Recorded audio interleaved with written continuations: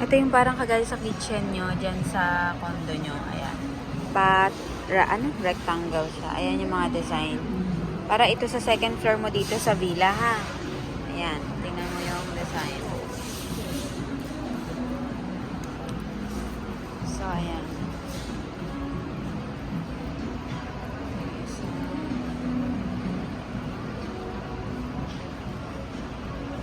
Daming design. Malunod ka.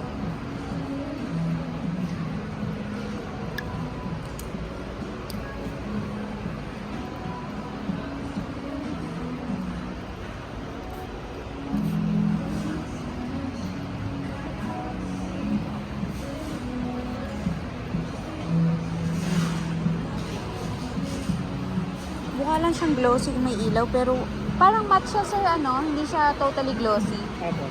Ayun, para siyang matte. Naulan ba? Mulan? Shit, dos. Tayo.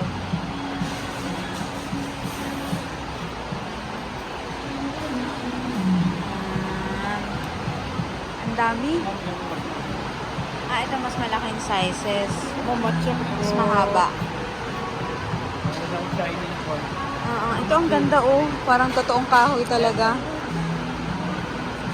5 pesos, 945 pesos. Nice. Ang lakas ng ulan. Grabe.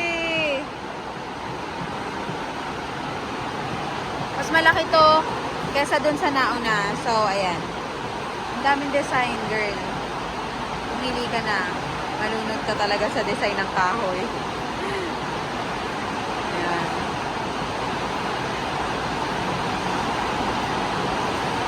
Perfect. Ang gaganda ng design kasi para talaga siyang totoong kahoy, oh. Nice.